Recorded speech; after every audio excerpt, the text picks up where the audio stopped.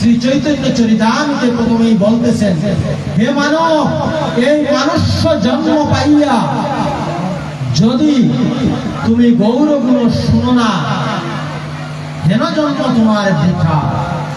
আর পাইয়া অমৃত ধ্বনি, এই দেহটা অমৃত না, এই দেহ ভাণ্ডারটাকে অমৃত বলা হয়। পাইয়া অমৃত ধ্বনি পিয়ে বিশ্ব পানি, এই অমৃত ধ্বনি পাইয়া যদি আমি ভগবানের কথা শ্রবণ করি না, তাহলে আমাকে বিষ পান করা হলো না। আর জন্মিয়া সে কেন নাই গাইল, এই মানুষ জন্ম নিয়া যদি আমি ভগবান গৌর হরে শ্রীকৃষ্ণের কথা না গাই, তাহলে এই জন্মটা বৃথা। তাই আমার গৌর সুন্দর বলছে, সবাই আমার সাথে কিন্তু গৌর গৌর গৌর বলে একেবারে নাচিব আমি, একেবারে নাচিব। আপনারা গান, গৌর গৌর গৌর বলে একেবারে নাচিব, একেবারে নাচিব।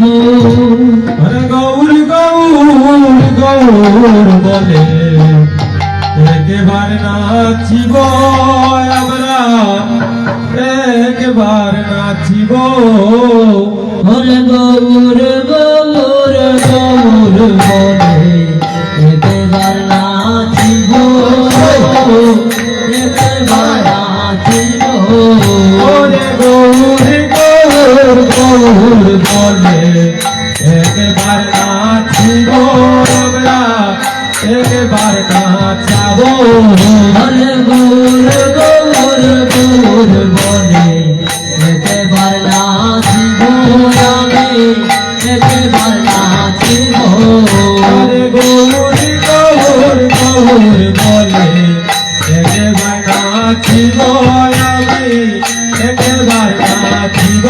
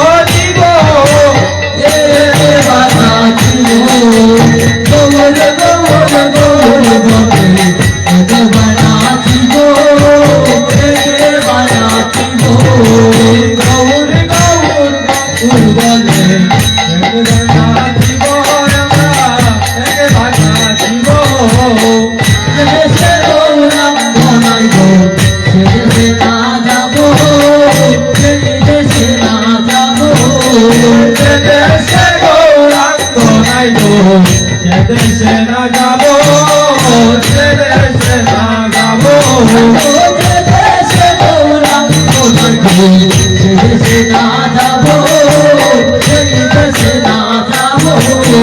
সে দেশে গৌরাঙ্গ নাইবো, সে দেশে না যাবো, সে দেশে না যাবো।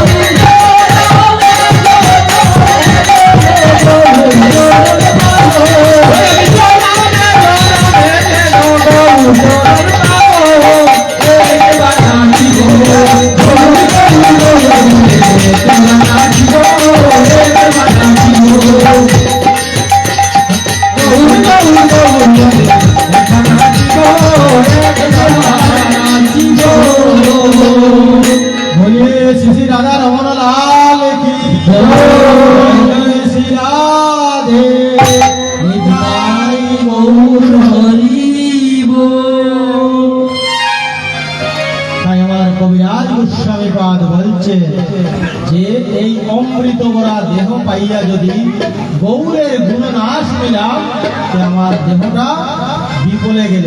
আচ্ছা, আমরা যে পৃথিবীতে এসেছি, মানুষ হয়ে তো এসেছি, কত লক্ষবার আমাদের জন্ম হয়? কত লক্ষবার? 80 লক্ষবার বিভিন্ন প্রজাতির জন্ম, তারপরে 4 লক্ষবার মানব জাতি। কি বলছেন? স্থাবরং লক্ষবিংশতি নবলক্ষাশ্চ জলজা কৃমিণাং রুদ্রালক্ষাশ্চ দশলক্ষাশ্চ অন্নজা ত্রিশলক্ষাশ্চ পশুনাং চতুর্লক্ষাশ্চ মানবা। মানুষ হওয়ার আগে কতটা জিনিস পার হতে হয় জানেন কি? জানেন? এই 80 লক্ষবার শুধু বিশ্ব ব্রহ্মাণ্ডে আসা যাওয়ার মায়ার করে থাকতে হবে। কি বলছেন আমার প্রভুজি? দেখেন, মানুষ হবার আগে আমাকে 20 লক্ষবার গাছপালা হতে হলো, গাছপালা হতে হয়েছে। আকাশি গাছ, মেহগনি গাছ, ফুল গাছ। মানুষ হবার আগে 20 লক্ষবার 20 লক্ষবার গাছপালা হতে হয়েছে। জন্ম পেলাম কিসে জানেন গুরুদেব? কিসে জন্ম পেলাম জানেন? যেদিন এই তুলসী বৃক্ষ রূপে আমার জন্ম হলো, আর সেই তুলসী বৃক্ষের পত্র পুষ্প দিয়ে গৌর গোবিন্দের সেবা হলো, সেদিন আমার এই বৃক্ষকুল মুক্ত হয়ে লক্ষবারের মধ্যে যেদিন এই বৃক্ষ তুলসী রূপ আমার জন্ম হয়েছে, সেদিন বৃক্ষকুল থেকে আমি পরিত্রাণ পেয়েছি। তারপরে কি বলছেন? নবলক্ষাশ্চ জলজা, 9 লক্ষবার জলের মধ্যে জন্ম হয়েছে। জল জল জলের মধ্যে কি কি? কত কাঁকড়া হলাম, বেগ হলাম, কাঁকড়া, বেগ, ইলিশ মাছ। ইলিশ মাছ খুব মজা লাগে না? কত কাঁকড়া হলাম, বেগ হলাম, মুক্তি পেলাম কিসে জানেন গুরুদেব? কিসে মুক্তি পেয়েছি? যেদিন আমার শঙ্করূপে জন্ম হলো, সেদিন আমার সেই জলজ জন্ম থেকে মুক্তি পেলাম। আর সেই শঙ্খ দিয়ে সেই গৌর গোবিন্দের চরণে যেদিন আমার গৌর বক্ষগণ বাজিয়ে দিল, সেদিন আমার সেই জলজন্ম থেকে মুক্তি পেলাম। শঙ্করূপে যেদিন জন্ম হয়েছে, সেদিন আমার জলজন্ম থেকে মুক্তি হয়েছে। তারপরে কি বলছে? কৃমিনাম রুদ্রালক্ষাশ্চ, 11 লক্ষবার কৃমিরূপে জন্ম হয়েছে। কি কি? কি কি কৃমি? কি কি? নানা রকম পোকামাকড় হলাম, যেমন যেমন নানান রকম পোকামাকড়। কি কি? আমি নাম প্রকাশ করতেছি না, ওইটা উচিত না। নানা রকম পোকামাকড় হলাম, সাপ হলাম। কবে আমি মুক্তি পেলাম জানেন গুরুদেব? যেদিন কি বজ্র কীটি রূপে সেই শালগ্রাম শিলাকে আমি স্পর্শ করলাম, অথবা মৌমাছি রূপে মধু সংগ্রহ করে দিলাম, আর সেই মধু দিয়ে আমার গৌর গোবিন্দের সেবা হলো, পূজা হলো, সেদিন আমার এই কৃমিরূপ জন্ম থেকে মুক্তি পেয়ে গেলাম। তারপরে কি বলছে? 10 লক্ষাশ্চ অন্ডজা, 10 লক্ষ অন্ডজা। অন্ড শব্দের অর্থ কি? অন্ড শব্দের অর্থ কি বাবা? ডিম। ডিম বুঝতে পারছেন? হাঁসের ডিম নয় বাবারা, হ্যাঁ, ডিম। 10 লক্ষাশ্চ অন্ডজা, 10 লক্ষবার আমার ডিমের মধ্যে জন্ম হয়েছে। আমি জন্ম নিয়েছি, 10 লক্ষবার মুক্তি পেলাম কিসে জানেন গুরুদেব? অগুরুদেব, যেদিন আমার ময়ূর রূপে জন্ম হলো, আমার পালক দিয়ে যেদিন গৌর গোবিন্দের চূড়া তৈরি হলো, সেদিন আমার অন্য জন্ম থেকে মুক্তি হয়ে গেল। কি বলছেন? যেদিন আমার ময়ূর রূপ জন্ম হয়েছিল আর আমার পালক দিয়ে গৌর গোবিন্দের কৃষ্ণের চূড়া থাকে না, গৌর গোবিন্দের চূড়া তৈরি হলো, সেদিন আমার অন্য জন্ম থেকে মুক্তি হয়ে গেলাম। হরি বল হরি বল। তারপরে কি বলছেন? 30 লক্ষাশ্চ পশুনাং, 30 লক্ষ বার পশু জন্ম হয়েছে। কত শিয়াল হলাম, বানর হলাম, কত শিয়াল হলাম, বানর হলাম, বিড়াল হলাম, বিড়াল। কত জনে মারলো, ঠেং ভাঙলো, মুক্তি পেলাম কিসে জানেন গুরুদেব? যেদিন আমার দেবীকুলে জন্ম হয়েছে, আমার পবিত্র দুগ্ধ দিয়ে সেই গৌর গোবিন্দের সেবা হয়েছে, সেদিন আমার পশু জন্ম থেকে মুক্তি হয়ে গেল। বুঝতে পারছেন? 30 লক্ষ বার পশু জন্ম হয়েছে। আর যেদিন গরু বুঝেন, ধেনুকুলে জন্ম হয়েছে, সেদিন আমি এই পশুকুল থেকে মুক্তি পেলাম। তারপরে কি বলছেন? 4 লক্ষাশ্চ মানবা, 4 লক্ষ বার মানব জন্ম হয়, 4 লক্ষ বার মানব জন্ম। আপনি ভাবতেছেন এই তো আসছি, আর আসতে হবে না, এটাই ভাবছেন না? 4 লক্ষ বার মানব জন্ম। তখন আমি উদ্ধার পেলাম কিভাবে জানেন গুরুদেব? 4 লক্ষ বার। কত অন্ধ হলাম, কালা হলাম, ল্যাংড়া হলাম, লুলা হলাম। কি বলছে? অন্ধ হলাম, কালা হলাম। কালা শব্দের অর্থ কালা না, কালা কালা কালা, কানে কালা। অন্ধ হলাম, কালা হলাম, ল্যাংড়া হলাম, লুলা হলাম, ডুবা হলাম। আমার সামনে সবাই কৃষ্ণ নাম গাইল, আমি কিছুই শুনতে পারলাম না।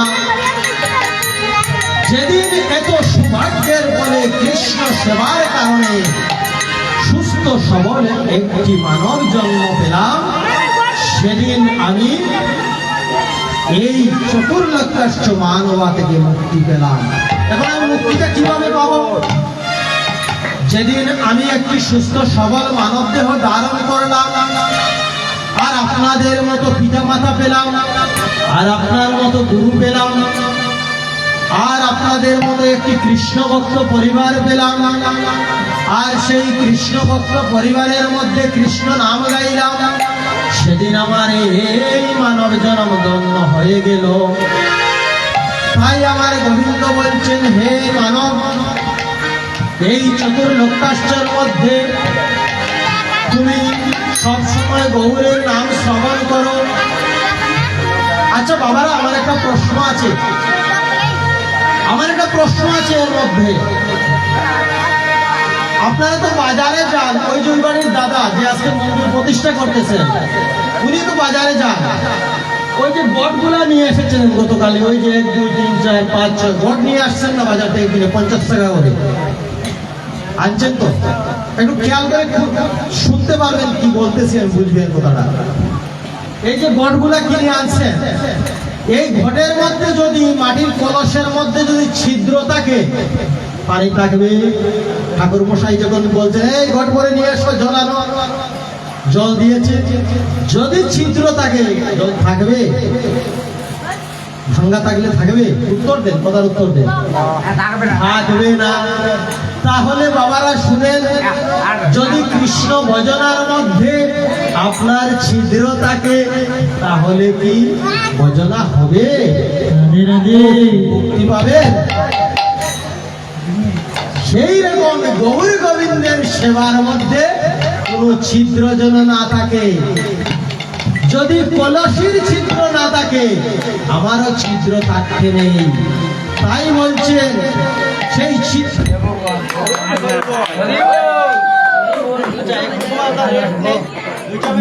নেই, আমরা আবার জায়গায় চলে যাবো।